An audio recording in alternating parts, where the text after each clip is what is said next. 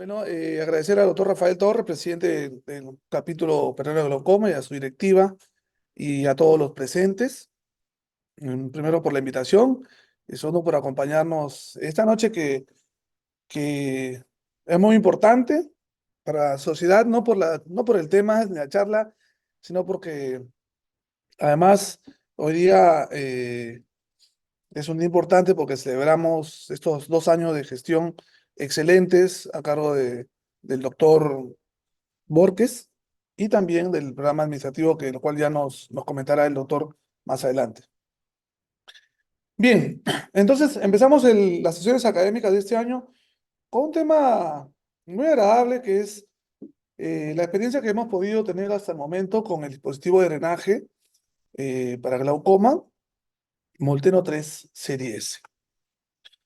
Y primero quería recordar que en el Perú tenemos los dispositivos, ¿qué dispositivos de drenaje tenemos en el Perú disponibles?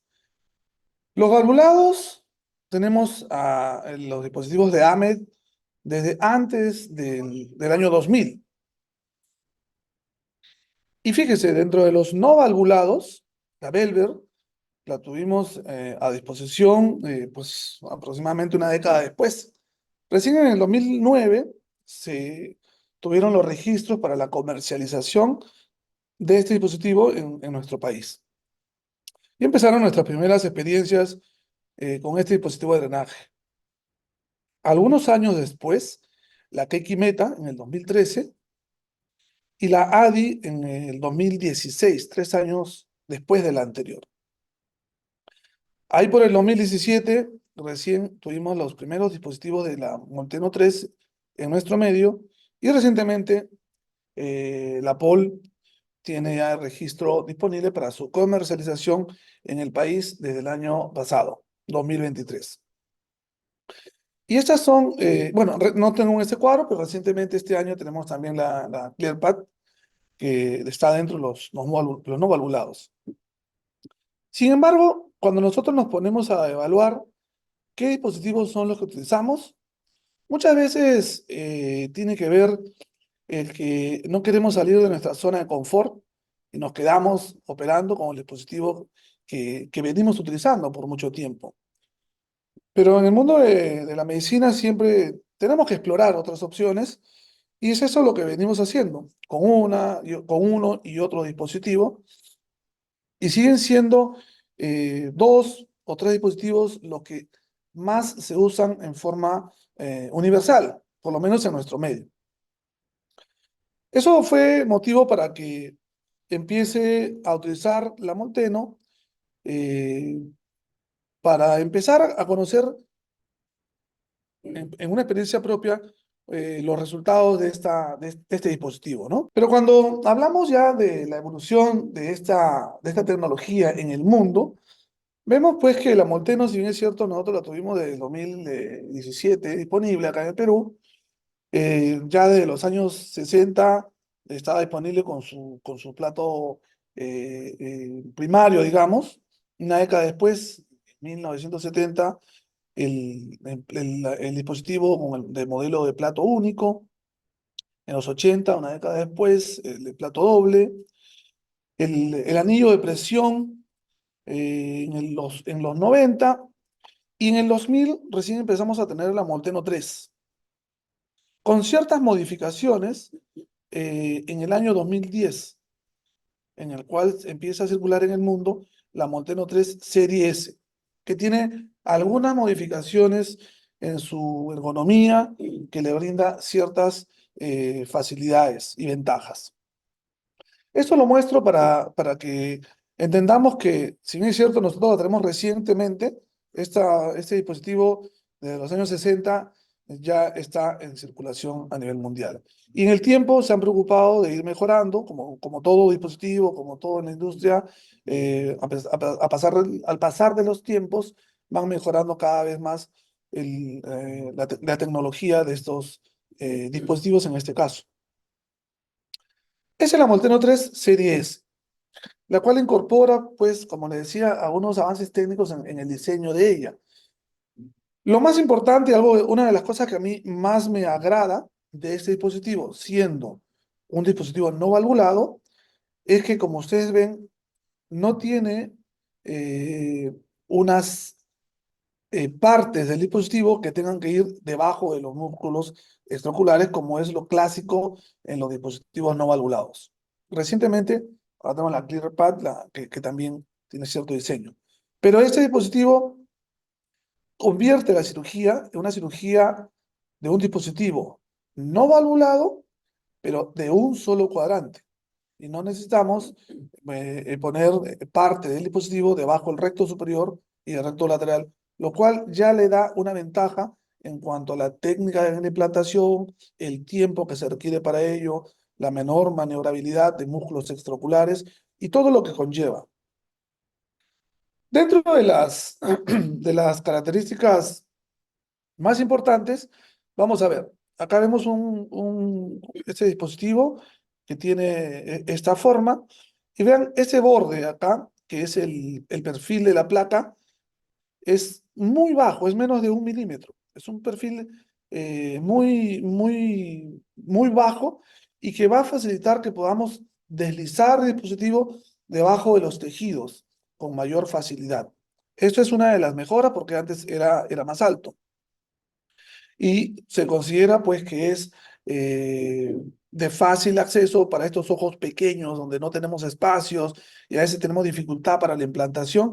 Este perfil del borde muy bajito lo hace bastante funcional para discurrir entre los tejidos, es decir, subtenoniano, ¿no?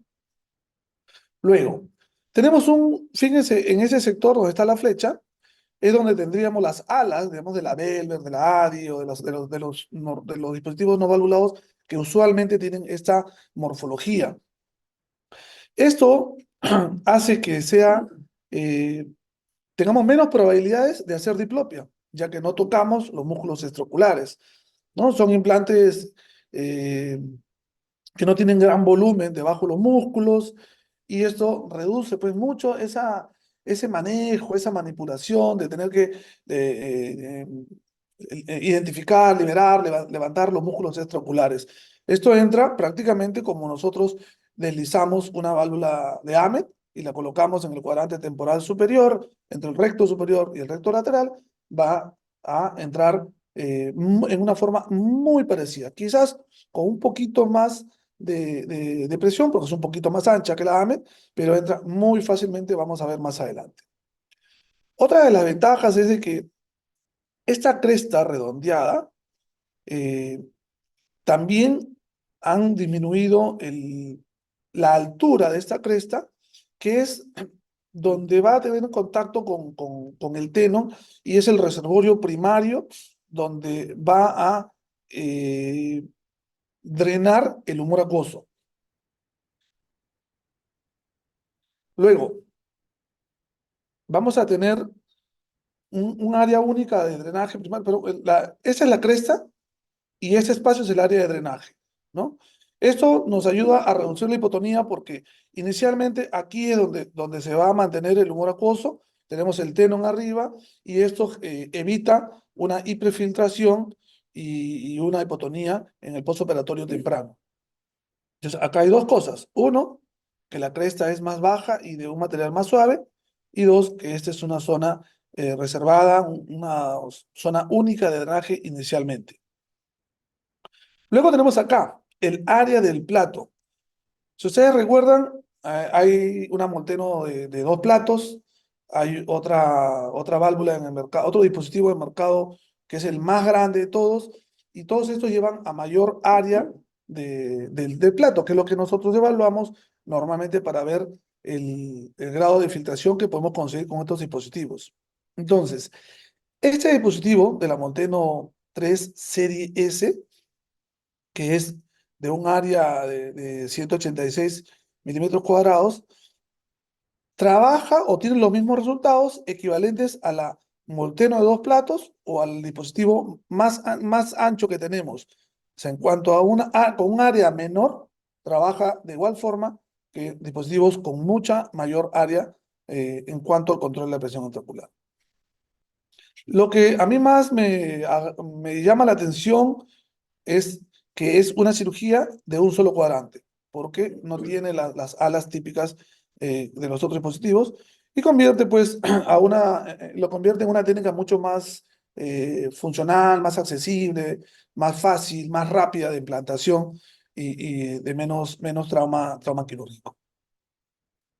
Otra de las ventajas es que si ustedes recuerdan, en los dispositivos, los orificios donde vamos a suturar el plato a la esclera están dentro de una estructura única. Es decir, en otros dispositivos esta estructura viene completa, ¿no? Y los orificios están dentro de ellas.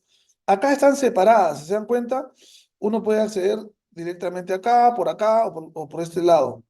Y realmente en la práctica hace que sea más accesible o más fácil suturar o pasar la aguja por estos orificios aislados. Esta es otra de las cosas que, digamos, esta es una de las variantes con la Molteno en su versión inmediatamente anterior a esta Molteno 3, serie S.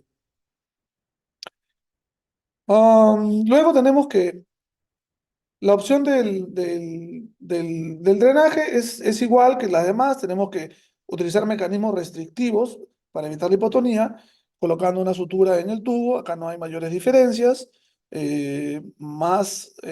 Alguna que voy a comentar más adelante ya en la propia técnica quirúrgica.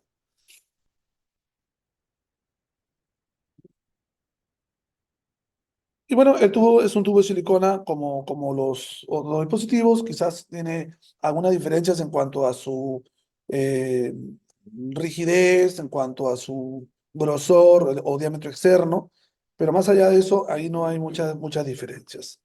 Entonces, estas son algunos de los cambios que se incorporaron de la Molteno a la Molteno 3 Serie S y que le brindan ciertas ventajas como acabamos de mencionar.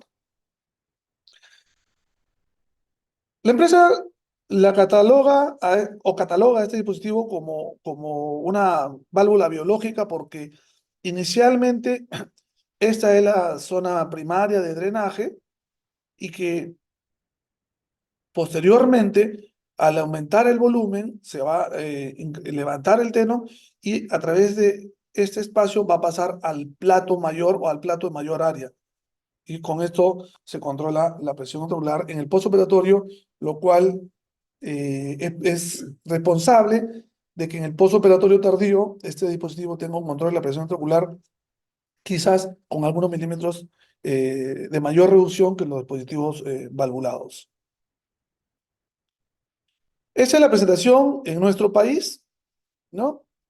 Y lo que les mencionaba en cuanto al área, se refiere la serie S es la de 185 milímetros cuadrados y la serie L es la de 246 milímetros cuadrados.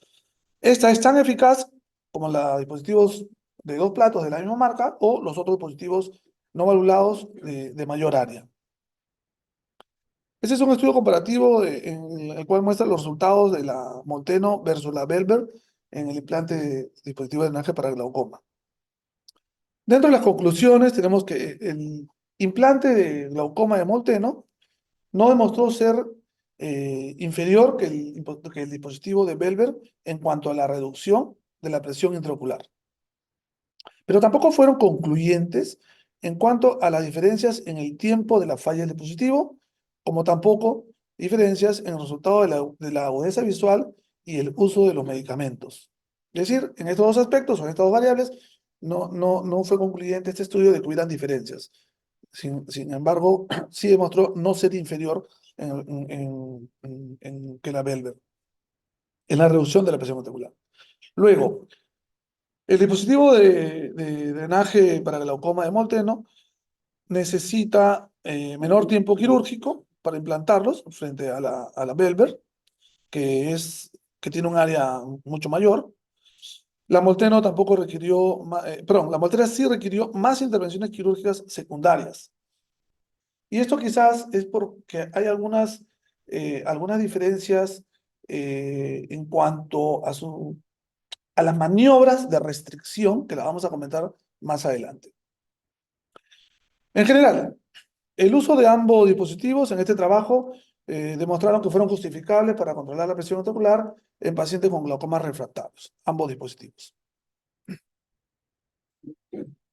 Este es el dispositivo. Acá vemos con las características que ya mostramos, ¿no?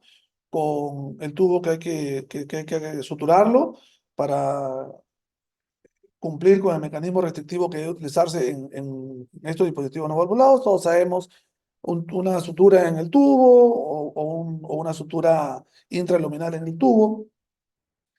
Siempre vamos a necesitar en todo dispositivo que no sea valvulado para no tener las hipotonías en el postoperatorio temprano, que es el mayor problema de los dispositivos valvulados, ¿no? Los problemas en el postoperatorio temprano. En cuanto a los orificios, ya mencionamos que realmente es mucho más accesible llegar a ellos en esta forma que no están dentro de toda la placa, sino están en forma aislada. No tiene las alas de los dispositivos clásicos que nos requieren manejar los músculos extraoculares. El área, ya mencionamos que este dispositivo de plato único funciona tal cual como el dispositivo de dos platos, eh, eh, o los otros dispositivos de otras marcas comerciales que son más grandes.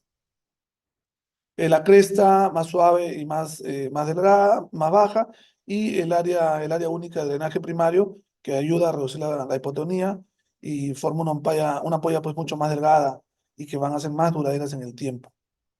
Esta es la cresta redondeada y suave, el área también lo mencionamos, y el perfil, que es el borde periférico de todo el dispositivo que hace que se deslice mucho mejor o mucho más fácil o con gran facilidad dentro del globo ocular.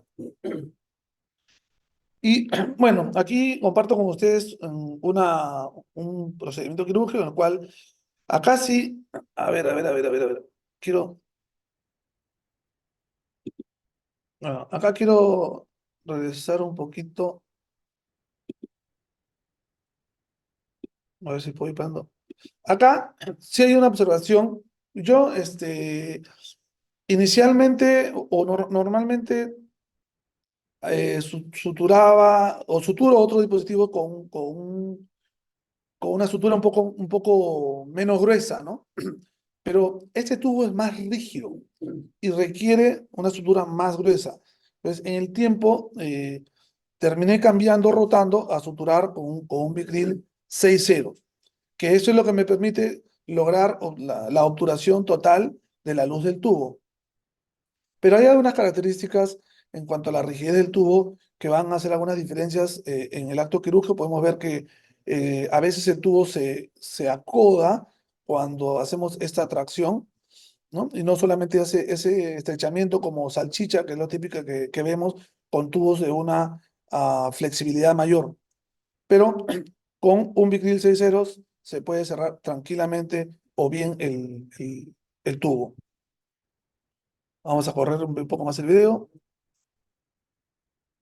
Igual hay que hacer el mecanismo de purgar la válvula para verificar que está obturada. Y acá fíjense, la introducción o el deslizamiento en cuadrante temporal superior es tal cual un dispositivo o una válvula de AMET. No tenemos que trabajar sobre los rectos y acá podemos colocarlo tranquilamente y vamos a ubicar que está detrás de la inserción de los rectos, recto lateral y recto superior. Quiero parar esto y no puedo. Bueno, acá van a ver, nosotros podemos ver tranquilamente cómo lo posicionamos en el cuadrante temporal superior para suturarlo. A mí me gusta suturar de una forma especial. Primero paso la seda en esclera, paso por el primer orificio, paso la misma por el segundo orificio y luego regreso otra vez a esclera y me quedan los dos cabos directos para suturarlos, de tal forma que no hago suturas aisladas, una por un lado, otra por otro lado. Paso de una sola y después ajusto con la seda y tengo el dispositivo posicionado en el lugar correcto. Me parece mucho más fácil. Aquí podemos ver cómo se posiciona, verificamos que estamos detrás de la línea imaginaria que va de la inserción de ambos rectos y lo suturamos en el lugar correspondiente. Luego, como toda cirugía de facovalvo, que es este el caso, vamos a esconder un rato el tubo y vamos a proceder a hacer la cirugía de catarata o la facomulsificación. que para estos fines no nos vamos a detener mayormente en la técnica de la facomulsificación. La, la aguja, una aguja 23 y la rama de igual 6 milímetros, igual como la técnica que todos aprendimos del doctor Félix Gil. Esta es otra cosa que en el tiempo aprendí a utilizar, normalmente por default, siempre que es una cirugía pseudofáquico o que se saque cristalino en la cirugía, siempre colocamos el tubo retroiridiano. Acá, cuando nosotros colocamos el tubo sobre la córnea, el tubo va a deslizarse sobre la curvatura corneal. Cuando yo uso un marcador sobre el nivel de la pupila, y esto me va a dar la tranquilidad que cuando yo ingrese el tubo al sulcus, este va a estar con medio milímetro más adentro de lo que acá lo vemos, porque ya no está haciendo esta curvatura sobre la córnea, sino está entrando directo. Y esto me va a permitir que el tubo me quede medio milímetro por dentro del reborde pupilar. Y además que hay que cortar el tubo con el visor posterior, como vamos a observar acá. Acá estoy marcando, ¿no? Luego lo saco del campo, me posiciono de la mejor forma, cojo con 1.12 y con la huesco con curva hacia abajo, corto por detrás o en la misma línea del colorante para no meter más colorante al ojo. Luego, lo otro importante es viscoelástico en el sulcus, justo en el cuadrante temporal superior, por donde vamos a introducir el tubo. Esto, lo que vamos a conseguir con esto es llevar el iris hacia la córnea y llevar el lente un poco más profundo, de tal forma que cuando entramos en la tunelización, que aquí sí hay una diferencia, aquí no vamos a hacer la típica tunelización. Una vez que llegamos al limbo, nos angulamos unos 45 grados. No, acá entramos 3.5 a 3.5 milímetros, o sea, un poquito más adelante, y una tunelización, pero directa al sulcus, sin la curvatura que hacemos a nivel del limbo. Y algo que en el tiempo también aprendí a manejar es que la rama de la aguja que vamos a usar, acá estamos poniendo el viscoelástico, lo suficiente para levantar el iris, y ya está. La posición de la rama tiene que estar en paralelo a la posición del lente intraocular.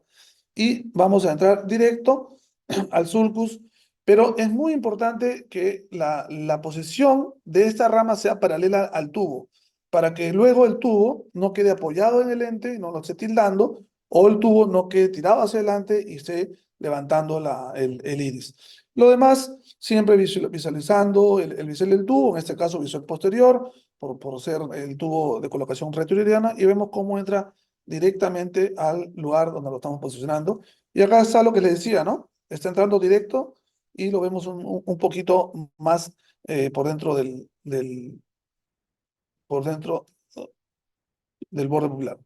Esa es otra parte importante. Normalmente con los otros dispositivos no valvulados, siempre, además de hacer el mecanismo restrictivo con la sutura del tubo, hacemos algunas fenestraciones. En particular, siempre he hecho 3 fenestraciones con el Bicril y no he tenido problema. Con este dispositivo basta una sola fenestración, dejándole un bigotito de Bicril, claro, un Bicril mucho más delgado, no con el que hemos suturado a la esclera, porque también la aguja es más grande, el tubo es más rígido y estas fenestraciones pueden filtrar más o filtran más. Entonces basta una sola fenestración y con un Bicril más delgado.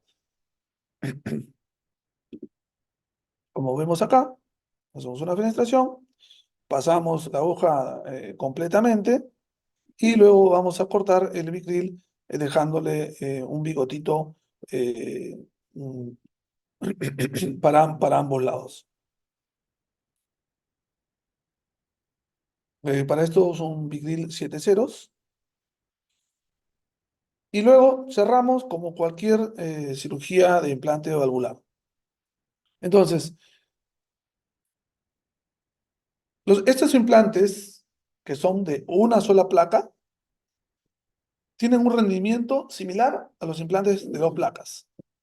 Es flexible y tiene una forma que se puede fácilmente adaptar al globo ocular, ¿no? Además por su concavidad posterior del plato en sí.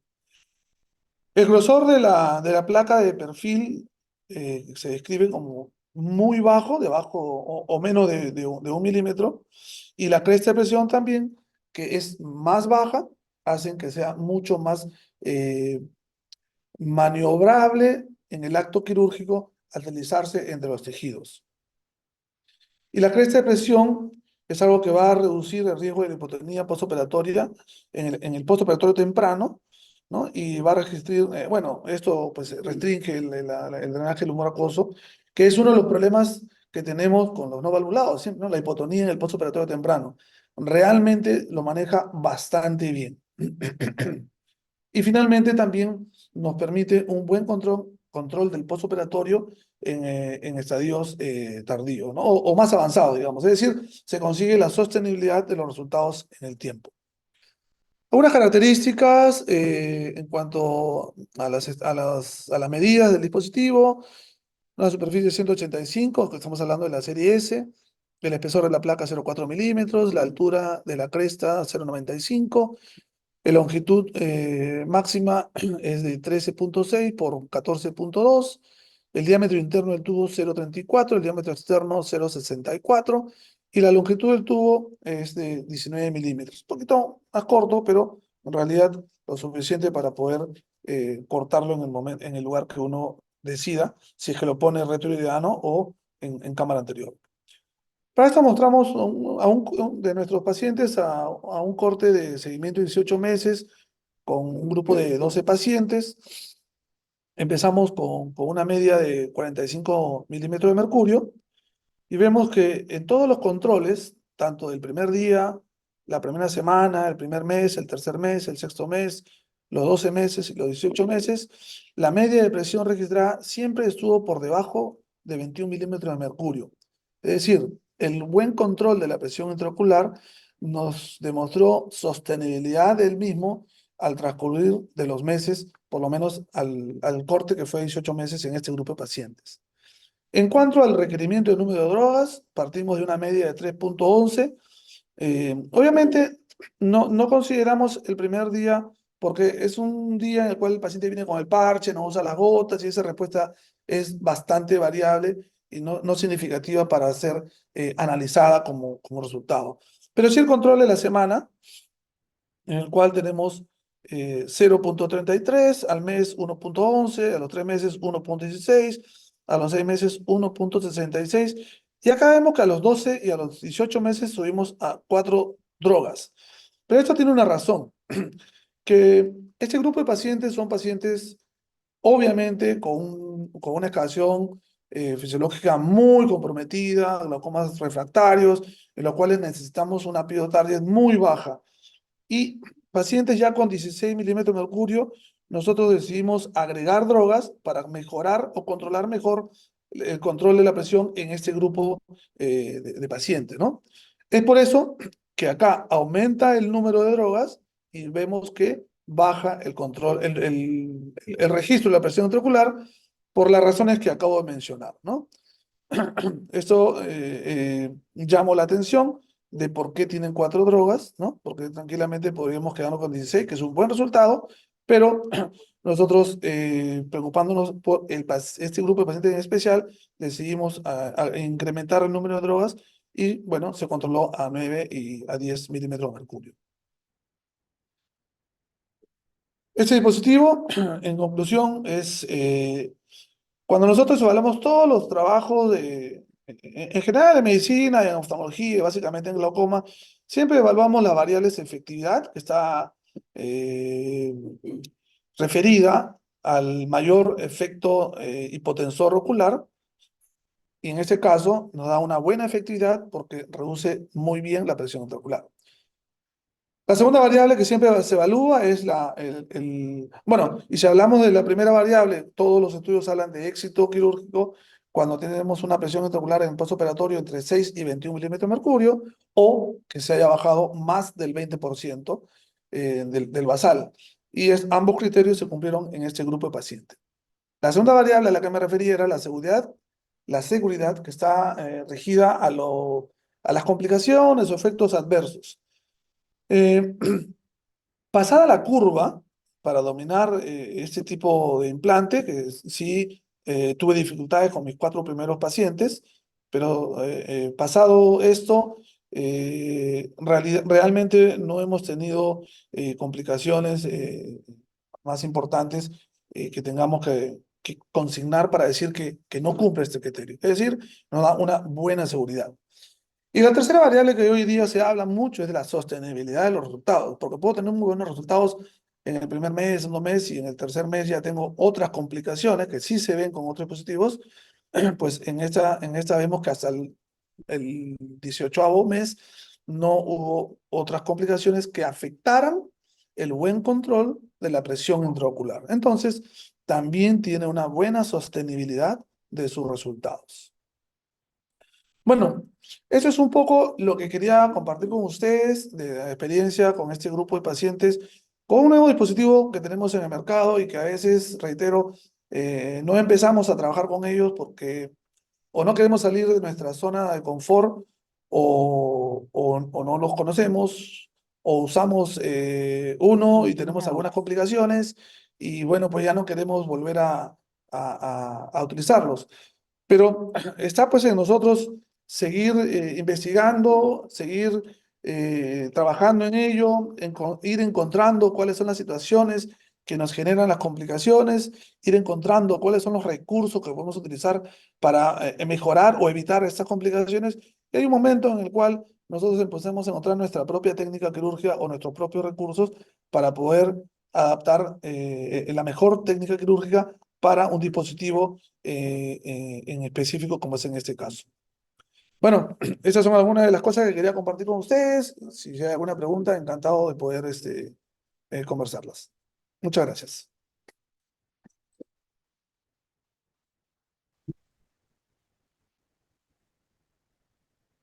Me puse en el chat. Sí, creo que no, no sé cómo salir de acá. Yo quería hacer Ah, una pregunta. dale, dale. No sé cómo salir de acá. No, déjalo. Pero poner. A ver, Ya. Sí. claro, siempre se ve que hay, cuando tenemos muchas alternativas, ¿no? Siempre me dice que aparecen porque nunca llegamos a estar conformes o quizás no todas sean perfectas como nunca lo van a hacer.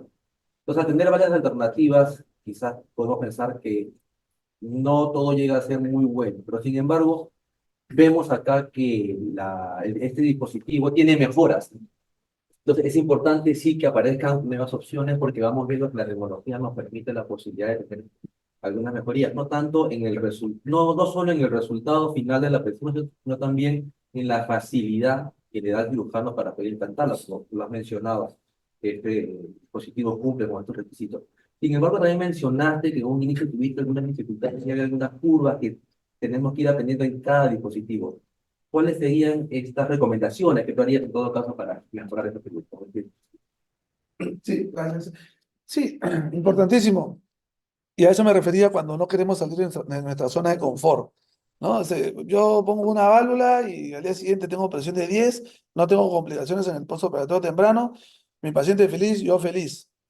Pero luego uno ve que a largo tiempo eh, hay otros dispositivos que regulan un poquito mejor la presión intraocular. Y la desventaja es que casi por característica, todos los no valvulados te incrementan las complicaciones en el postoperatorio temprano, básicamente con hipotonía, ¿no? Y por supuesto, yo también pasé varios dolores de cabeza con los 3, 4 primeros dispositivos Molteno que puse, y fue justamente la hipotonía. La hipotonía severa inicialmente. Yo inicialmente pensaba que no estaba suturando bien el tubo, porque es un tubo un poco más rígido.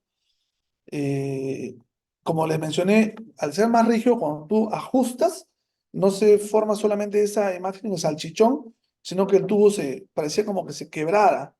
Entonces pensaba que estaba hiperfiltrando a nivel del nudo, o porque no lo había ajustado bien por ser un tubo más rígido, o porque me había pasado de punche y yo había quebrado el tubo con la sutura. Entonces, en una de estas noches de emergencia que tuve que entrar a reoperar a este paciente y yo abocado a buscar a verificar esa hiperfiltración de donde yo pensaba, me acuerdo que estaba con el doctor Fernández y me dice, doctor, probemos eh,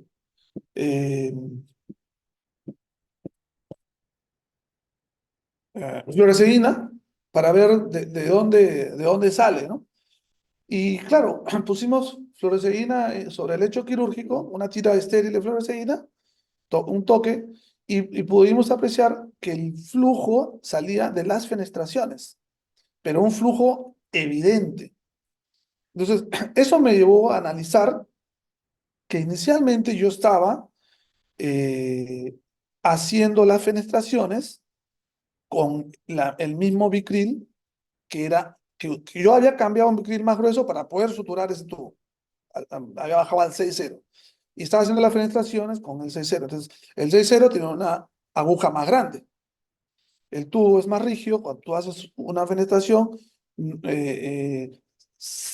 puede entenderse como que se corre más o queda más abierta. Entonces, eso hacía una hiperfiltración. Lo primero que empezamos a hacer es empezar a cambiar, a usar un Vicryl más delgado, con aguja más delgada.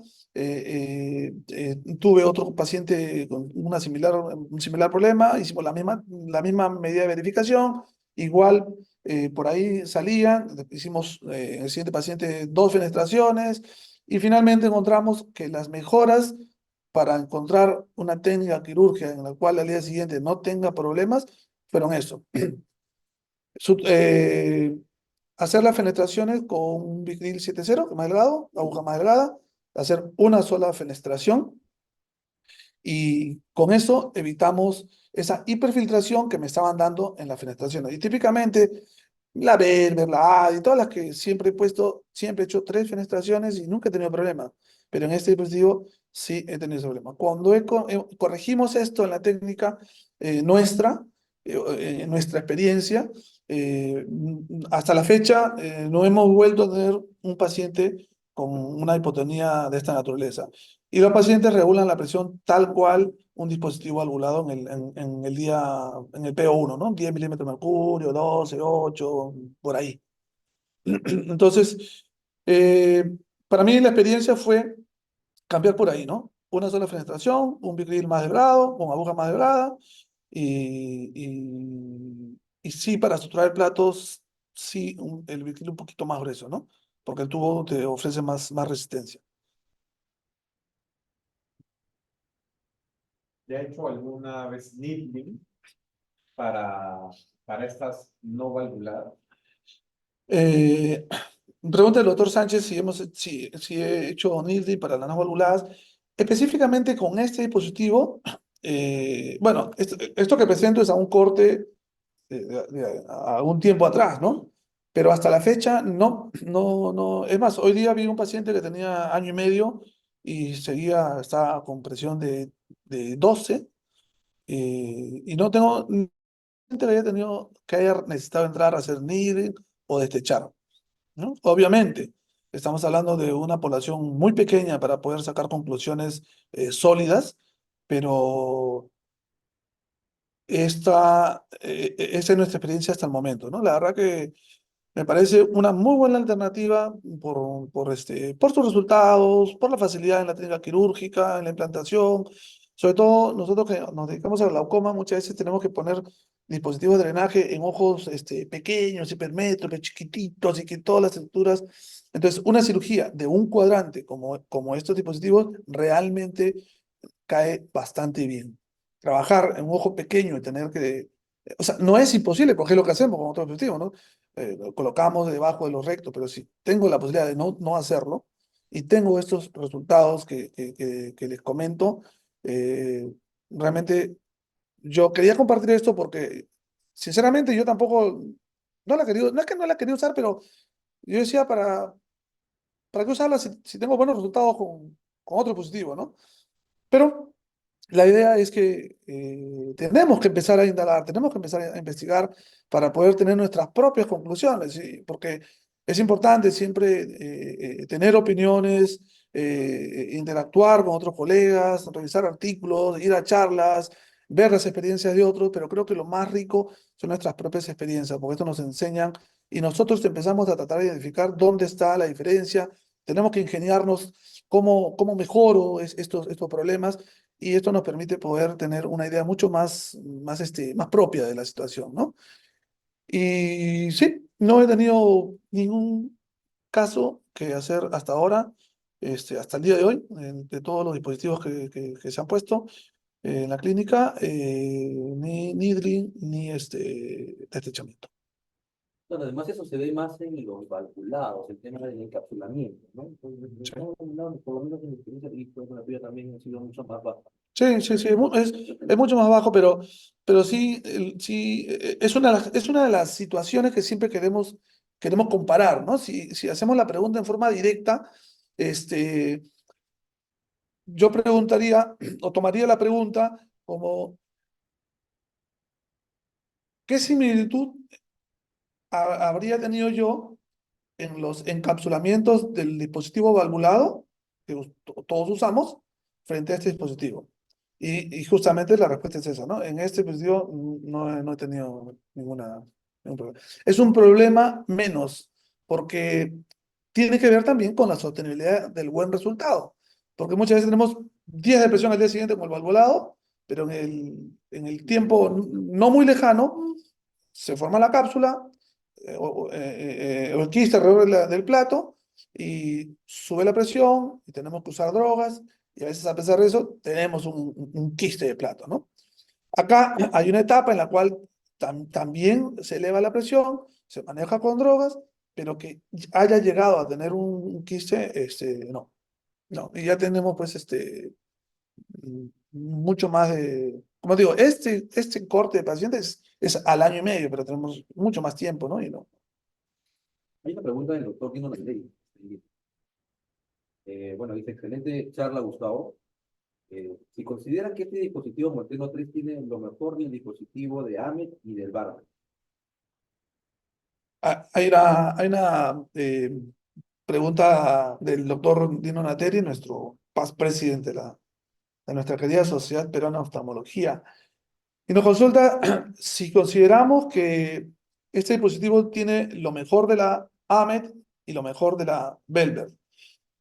Yo creo que la respuesta va por ahí, porque ¿cuál es a ver, hablemos de que la mayor bondad de la AMET es que en el postoperatorio temprano tenemos un buen control de la presión intraocular, ¿no? Tenemos un 10 de presión intraocular. Con este dispositivo Molteno, sí, después de haber dominado la técnica, yo podría decir que sí, tengo el mismo buen resultado en el postoperatorio temprano que la AMET. Y por otro lado, una de las buenas ventajas de la Belver es que a largo tiempo tengo un mejor control de la presión intraocular que la AMET. Pues sí, con la Molteno, a largo plazo, ustedes han visto los resultados están los resultados, mire, a 18 meses una media de 10 milímetros de mercurio, ¿no? Entonces, también yo podría decir que sí, tiene también tiene la mejor, o una de las mejores ventajas, una de las buenas ventajas de la Belver. Sí, me parece que podríamos decir que sí, tiene lo mejor de la AMED y lo mejor de la Belver. O no sé si sea lo mejor de la Belver, pero una de las mejores ventajas de la Belver. ¿Y qué le añadiría yo, que es lo que a mí me gusta? Es que convierte a los clásicos dispositivos no valvulados en una cirugía de un solo cuadrante y que no tengo que tocar los rectos. Eso es algo que para mí, o por lo menos yo valoro mucho en técnica quirúrgica, por tiempo quirúrgico, por manipulación, por inflamación. No quiero decir que sea malo lo otro, no quiero decir que no se deba de ninguna manera. Simplemente estoy expresando que para mi comodidad quirúrgica es algo que tiene mucho valor para mí. Sí, doctor Encinas. Hay una situación no resuelta todavía de los expertos, que es el uso de mitomicina con dispositivos de drenaje. Hace un tiempo tuvimos una exposición sobre un dispositivo no regulado donde nos decían que utilizaban mitomicina, pero sin lavarla, ¿no? O sea, de manera muy a discreción. Pero, ¿qué opinión, o sea, cómo ves esa situación que, como advierto, no es algo que todavía está resuelto en ninguna parte del mundo? Sí, es una pregunta importante, directa a la yugular. Sí, efectivamente, eh, no es concluyente, o sea, nadie ha concluido en que sea mejor usar o no usar antimetabolitos en los dispositivos de drenaje. Sin embargo, hace poco tuve la suerte de estar en un curso internacional de glaucoma en Madrid y ahí sí están utilizando mitomicina eh, con buenos resultados para las casuísticas que mostraron ellos, ¿no? Personalmente, yo no lo uso. Personalmente, yo no lo uso. Personalmente, cada vez uso menos el dispositivo valvulado. Por ende tengo menos quistes, ¿no? Porque más uso las no valvuladas.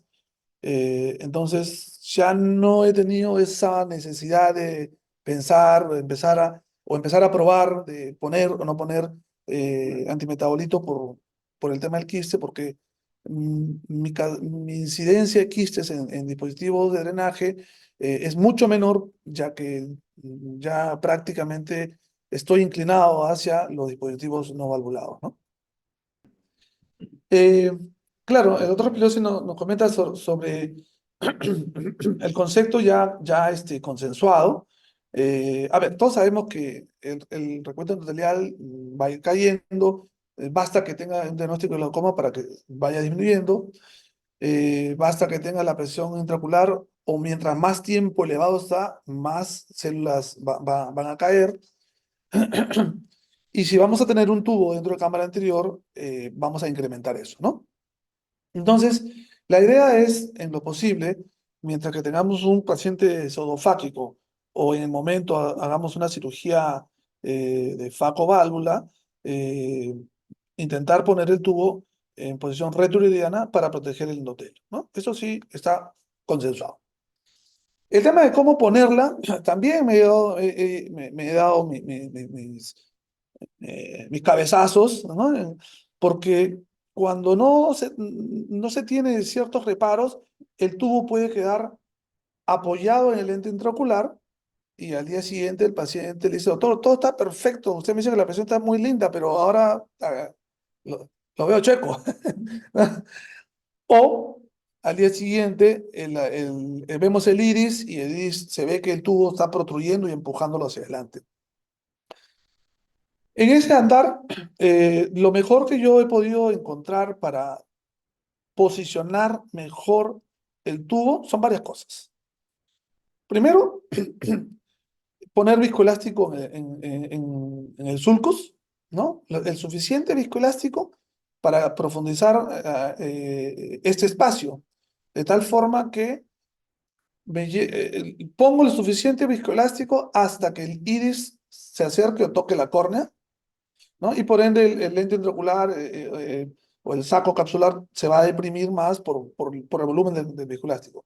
Esto va a hacer que el tubo pase directo y no se atrape con el epitelio pigmental iris o no se atrape en el ecuador del saco.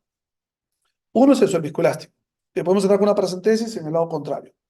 Lo segundo es que el túnel ya no va a tener esa angulación, es un túnel directo. Lo tercero, no entro a 4 milímetros, entro a 3.5 milímetros.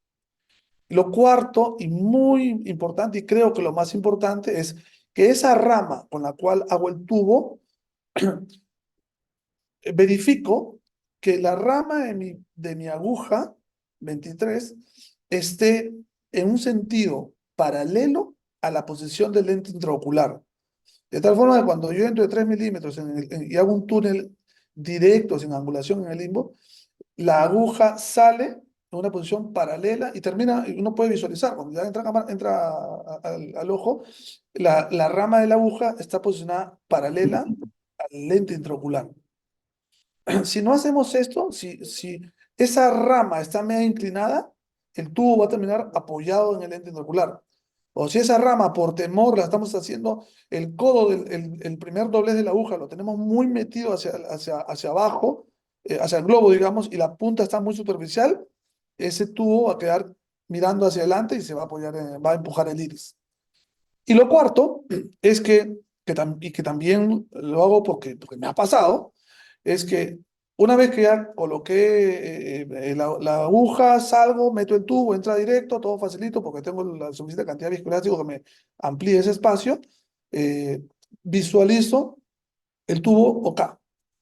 Pero les sugiero, les recomiendo, entren por un puerto, el puerto auxiliar donde han metido el viscoelástico, metan otro instrumento y toquen el tubo. Verifiquen que están tocando el tubo porque a veces el tubo les queda detrás del lente intraocular. Y sí, ustedes lo están viendo perfecto, así, ahí está, quedó perfecto. Y al día siguiente, wow, la presión alta y cuando ven, se dan cuenta que magnifican la lámpara de dura y el tubo quedó detrás del lente. Eso es otra cosa que yo ahora por rutina lo hago. Termino el puesto y no me voy, o no salgo, o no cierro, mientras que no meta la mano izquierda y le veo un toqueteo al tubo y vea que yo lo estoy moviendo, que mi instrumento está chocando y moviendo el tubo. Que tengo el 100% de seguridad que está delante del lente intraocular. Y una quinta sugerencia es que también se van a dar con el caso en que hacen el túnel como mencionamos, ingresamos el tubo y de pronto no llegamos a visualizarlo en el eje visual, no entra, no lo vemos.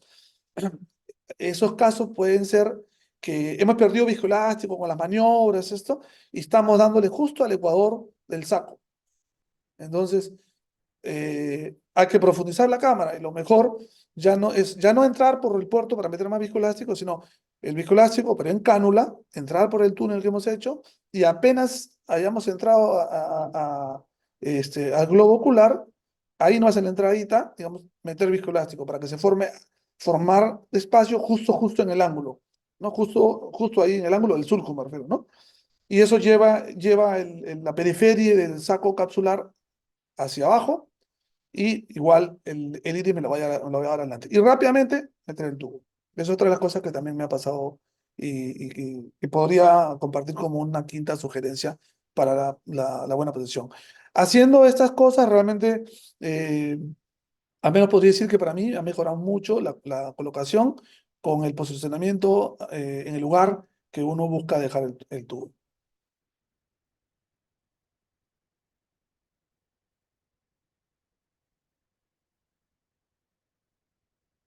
Muy bien, yo quiero agradecer al doctor Borges por la invitación a compartir este tema que realmente me parece interesante, me parecía interesante compartirlo porque realmente creo que todos estamos confinados entre, bueno, el único dispositivo valvulado que hay y de todos los no valvulados, los más usados son uno o dos, ¿no? Y hay estas otras opciones que, que de pronto no son muy populares, pero como vemos, tiene sus bondades demostradas con este pequeño grupo de pacientes como una experiencia personal. Yo quería robarle unos minutos al doctor Borges y antes de devolverle el micro, quería mencionar eh, o quería, en nombre del Consejo Directivo de la Sociedad Peruana de Oftalmología y como miembro del capítulo Peroné Glaucoma, agradecerle al doctor Rafael Borges por estos 2 años brillantes de gestión. Hoy día, como hemos visto, el programa tiene una parte administrativa en la cual ya el doctor Borges terminará de llevar esta sesión para cumplir con lo indicado por la sociedad. Pero yo quería, antes de ello, invitar al doctor Santiago Encinas eh, para que brinde unas palabras a nuestro presidente, doctor Rafael Borges, quien realmente ha hecho una gestión increíble. Este año está terminando con broche de oro, con esta última actividad que, que ya todos le hemos gozado, ha sido brillante. Y Y bueno, esto es solamente ni siquiera es un hasta luego, porque él sigue siendo past president ahora del capítulo, y simplemente no está, digamos, en la directiva liderándolo como lo ha venido haciendo por mucho tiempo, pero igual sé y estoy seguro, Rafael, que tú vas a estar cerca del capítulo y siempre ya no a empujar, con tu experiencia, tu sapiencia, tu liderazgo, siempre va a ser muy importante para nosotros. Quiero invitarlo a Santiago un par de... Muy bien, muchísimas gracias. Entonces, sí. Bueno, sí, en realidad, yo más que nada me queda simplemente despedirme y agradecerles y vamos a seguir trabajando continuamente con el grupo de glaucoma, con la sociedad. Así que, bueno, muchas gracias y hasta la siguiente charla nos podemos ver y ya quizás acá en la sociedad presencialmente para compartir algunas cosas más. Gracias a todos y nos estamos viendo.